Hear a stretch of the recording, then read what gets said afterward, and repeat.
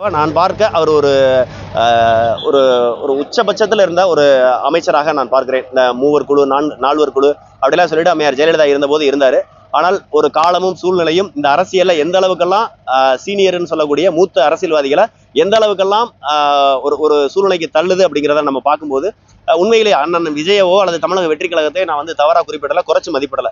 அதே நேரத்தில் ஒரு சீனியர் அவருக்கான அனுபவத்தை எல்லாம் கடந்து இன்னைக்கு வந்து ஒரு இடத்துல போய் ஐக்கியமாகக்கூடிய அளவுல அவங்களுடைய சுயமரியாதை அவர்கள் பயணித்த இயக்கத்துல இருக்கு அப்படின்னு நினைக்கும் போது வருத்தமா இருக்கு. இன்னும் சொல்லணும்னா அதிமுக இன்னும் கொஞ்சம் ஐயா எடப்பாடி பழனிசாமி சரி, அதிமுக இருக்கக்கூடிய முன்னோர்கள் நம்மளோட வயதில் மூத்தவங்க உங்களுக்கு ஆலோசனை சொல்ல வேண்டிய இடத்துலையோ அல்லது வயதோ நம்மளுக்கு இல்லை. இருந்தாலும் கூட ஒரு அரசியல் இருக்கக்கூடிய ஒரு சிறு பிள்ளையாக, ஒரு பார்வையாளராக அல்லது ஒரு வாக்காளராக நம்ம சொல்ல விரும்புறது, ஒரு இயக்கமோ ஒரு கட்சியோ 100 புது உறுப்பினர்களை சேர்ப்பதை விட ஒரு களப்போராளியவோ ஒரு பழைய பொறுப்பாளரையோ அல்லது வயதில் மூத்த சீனியர்களையோ விழாமல் இருப்பது அந்த கட்சியினுடைய வளர்ச்சியை கெடுக்காம இருக்கிறதோட சேர்த்து அதை கட்சியை பாதிப்புக்குள்ளாகாம இருக்கும். அதுவும் தேர்தல் காலகட்டம் அதெல்லாம் இன்னும் போகாம இருந்தா இன்னும் அதிமுகவுக்குள்ள அது ரொம்ப பலமா இருந்திருக்குன்னு என்னுடைய தனிப்பட்ட கருத்து. நாம் தமிழர் கட்சியினுடைய பொறுப்பாளராக இல்லாம ஒரு தனி மனிதனா என்னுடைய கருத்தை தெரிவிக்கிறேன். செங்கோட்டையன் ஐயா அந்த கட்சியை விட்டு போகாம இருந்திருந்தா அந்த கட்சிக்கு இன்னும் பலமா இருந்திருக்கும். அந்த கட்சி இன்னும் ஒரு பெரிய இதான இருக்கு. இன்னைக்கு தமிழக வெற்றி கழகத்துக்கு அவர் போனதுனால முதல் எம்எல்ஏவை தமிழக வெற்றி கழகம் பெற்றது என்பதுதான் என்னுடைய தனிப்பட்ட கருத்து. இதை நான் சொல்லக்கூடாது, ஆனாலும் அதுதான் உண்மை. நம்ம வந்து போற போக்குல ஒருத்தர் வந்து இவரெல்லாம் ஒரு ஆள் அப்படிலாம் சொல்லக்கூடாது. அவர் வந்து அவருடைய தொகுதியில அவர் வந்து படுத்துக்கிட்டே ஜெயிப்பின்னு சொல்லக்கூடிய இடத்துல இருந்த ஒரு நபர். இன்னைக்கு நாம் தமிழர் கட்சி வேணா அவருக்கு ஒரு போட்டியா இருக்குமே தவிர ஐயா செங்கோட்டையனுக்கு தமிழக வெற்றி கழகத்துக்கு இன்னைக்கு அந்த தொகுதியில ஒரு போட்டினா திமுகவோ அதிமுகவோ இருக்காது. அந்த அளவிற்கு நாம் தமிழர் கட்சி களப்பணி செய்து மாற்று கருத்துல. ஆனால் செங்கோட்டையன் போன்ற நபர்கள் அதிமுக இருந்திருந்தா இன்னும் அதிமுக இன்னும் பல பெற்றிருக்கும். இன்னைக்கு தமிழக வெற்றி கழகத்திற்கு ஒரு எம்எல்ஏ உறுதி செய்யப்பட்டார் என்பதுதான் உண்மை. இதை யாரும் சொல்ல மாட்டாங்க, ஆனா நான் சொல்றேன். நாம் தமிழர் கட்சிக்குள்ள இருந்து அதை சொல்லக்கூடாது. இல்ல அது அப்படிலாம் நம்ம சிறுமைப்படுத்தக்கூடாது சகோதரர். ஒருத்தர் காரே இல்லாம அவர் இருப்பாரு. அவர் நான் ஸ்டாலினா காரே இல்லைன்னு அபிடவிட்ல சொன்ன மாதிரி சொல்றதுக்கு அப்பெல்லாம் கிடையாது. கார் இல்லாம இருப்பாரு நினைக்கிறேன் செங்கோட்டையன். கார் நிறைய பணம் வச்சிருக்கக்கூடிய நபர் அவரு. ஓ, வாக்காளர்களுக்கு கார் கொடுப்பாரா? அது எனக்கு தெரியாதுங்க. ஒருவேளை பொம்மை கார் திருவிழாவுக்கு விற்கிற காரா கூட இருக்கலாம். நான் அண்ணனை விஜய் அண்ணனை குறைச்சு மதிப்பிடல. இன்னைக்கு இருக்க பொருளாதாரத்துக்கு தகுந்து ஒரு பொருள் கொடுக்கணும். இன்னைக்கு கார் எல்லாத்துக்கும் கொடுக்க முடியுமா? சரி, எல்லாருக்கும் கார் கொடுத்தா அதை பார்க் பண்றதுக்கு எல்லாருக்கும் வீட்டுல இடம் இருக்கா? வீடு இருக்கா? குடியிருக்க வீடு இருக்கா? புரியுங்களா? இது வந்து தவறான ஒரு ஒரு வழிகாட்டுதலா போயிடும். அண்ணன் விஜய் அவர்களுக்கும் தமிழக வெற்றி கழகத்துக்கும் அதில் இருக்கக்கூடிய ஆலோசகர்களுக்கும் நிறைய விடயங்கள்ல வந்து எதையாவது ஒன்று அறிவிச்சிருவாங்க, அப்புறம் அதுக்கு மாட்டிக்கிட்டு முடிப்பாங்க. அது தொடர்ச்சியா நடக்கிறது. தமிழக மக்களுக்கு தேவையான அடிப்படை என்ன? இலவச கல்வி, இலவச மருத்துவம், தூய குடிநீர், சாலை வசதி, வாழ்வாதாரத்துக்கு தேவையான ஒரு உட்கட்டமைப்பு, இதுகளை சரி செஞ்சு முடிச்சுட்டு அதுக்கப்புறம் நம்மளுக்கு தேவையான இன்னைக்கு அமெரிக்கா மாதிரி ஒரு நாடு வீடு வீடு கார் கொடுக்குதுன்னா அது ஏற்புடையது. ஆனா தமிழ்நாடு மாதிரி ஒரு இடத்துல இன்னைக்கும் ஆக்கிரமிப்புன்ற பேர்ல பல 100 வீடுகள் இடிக்கப்பட்டு தெருவுல மக்கள் வந்து குடியேறக்கூடிய சூழ்நிலை இருக்கு. இன்னமும் சொல்லணும்னா நிறைய பாலத்துக்கு அடியில மக்கள் வந்து குடியிருக்கிறாங்க. நிறைய இடங்கள்ல தெருவுலையும் பிளாட்பாரத்துல இன்ன வரை மக்கள் குடியிருக்கிறாங்க. அவங்களுக்கான வாழ்வாதாரத்தை குடியிருக்கிற வீடு, இன்னும் சொல்லணும்னா குடிநீரே இன்னைக்கு இலவசமா இல்லாம போச்சு. இன்னைக்கு கல்வி நிலையங்கள், பள்ளிக்கூடங்கள்லாம் பாத்தீங்கன்னா மரத்தடியில பள்ளிக்கூடம் நடக்குது. இந்த மாதிரி சூழ்நிலையில கார் கொடுப்புன்றது கொஞ்சம் ஒரு ஒரு அறியாமையின் உச்சமாக நான் பாக்குறேன். அது தவறுன்னு நான் நினைக்கிறேன். அதை தமிழக வெற்றி கழகத்தினுடைய தலைமைக்கு அது தெரியாம செய்யறாங்களா இல்ல தெரிஞ்சு செய்யறாங்களா? எனக்கு அந்த கட்சியில இருக்கக்கூடிய வியூக வகுப்பாளர் இந்த வேலையெல்லாம் பாக்குறாரான்ற கூட சந்தேகமா இருக்கு. ஒருவேளை வியூக வகுப்பாளரே தமிழக வெற்றி கழகத்துக்கு எதிராக செயல்படக்கூடிய சூழ்நிலை இருக்குமோ அப்படின்ற ஒரு ஐயப்பாடு இருக்கு.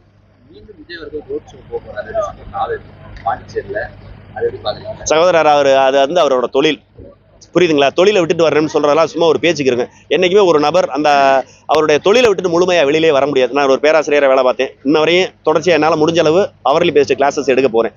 ஏன்னா அது வந்து எங்களுடைய தொழில். எங்கேயாவது ஒரு இடத்துல என்னுடைய தேவை அவங்களுக்கு இருக்கும், எனக்கு ஒரு பொருளாதார தேவை இருக்கும். கண்டிப்பாக அந்த வேலையை நான் வந்து செஞ்சே ஆகணும். அதற்கு பிறகு நான் வழக்கறிஞர் வேலையும் பார்க்குறேன், பத்திரம் எழுதுறேன். ஸோ இது தொழில் சகோதரர். நான் வேட்பாளர் அறிவிச்சதுக்காக நான் வழக்கறிஞர் வேலையை விட்டுருவேனா?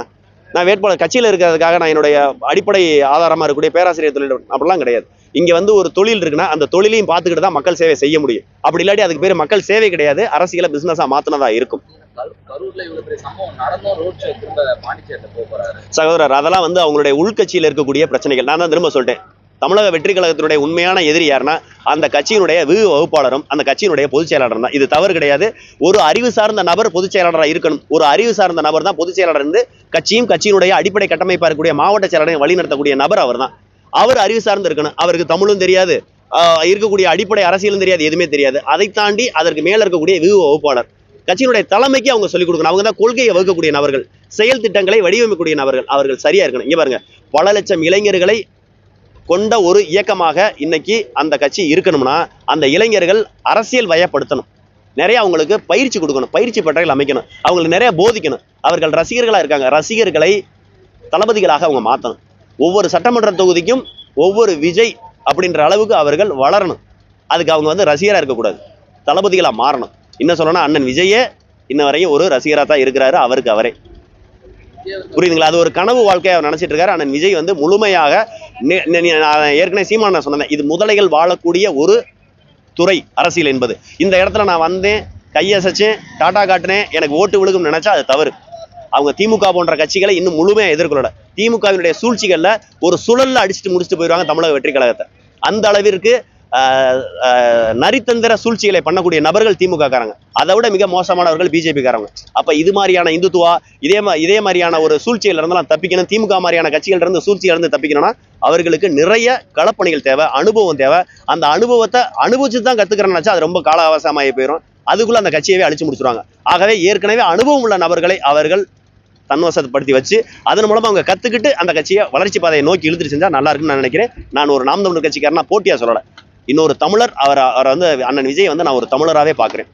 அவர் முழுமையா தமிழ் தேசியத்தை என்றாவது ஒரு நாள் ஏத்துக்குவாரு. தமிழ் தேசிய தலைவர் பிரபாகரனை ஏத்துக்குவார் என்ற நம்பிக்கையில தான் இவையில பூரா ஆலோசனையை சொல்றமே தவிர போட்டியிலேயே பொறாமையிலே சொல்லலை. என்னைக்குமே பிரபாகரனை தலைவனா ஏத்துக்கிட்டவன் மற்ற எல்லாருக்களையும் தலைவரா பார்ப்பானே தவிர ஒருபோதும் போட்டியாளராக பார்க்க மாட்டான். நன்றி, வணக்கம். நன்றி வணக்கம் சொல்லியா போதுமியா, பாவமியா. நீங்க அதாவது நாம் தமிழர் கட்சியில இப்போ கொஞ்ச காலமா களப்பணியில இல்ல, மே 18 இந்த மாதிரி நாள் இடத்துல மட்டும்தான் வர்றீங்க. எப்போ களப்பணிக்கு வருவீங்க? கூப்பிட்டோடனே வந்துருவேன். மாவீரர் தினத்துக்கும் மே 18க்கு வர வேண்டியது கடமை.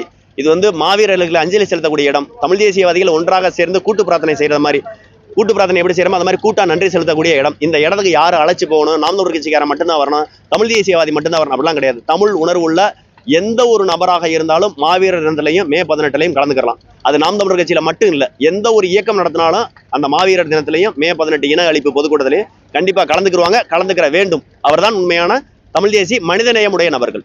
நீங்க அமைதியா இருக்கும்போது அதாவது விஜய் தாவை கலந்து சிவசங்கரன் அவர்கள் இணைய போறாரு அப்படிங்கிற செய்தி எல்லாம் நல்ல செய்தி தானே. நீங்க போய் இணையருக்கு மாதிரி உங்கள்கிட்ட எதுவும் பேசினாங்களா? இல்ல, என்னிட்ட பேசல, அவங்களா சொல்றாங்க. அது அப்படி நடந்தாக்க சந்தோஷம்னு போக வேண்டியது.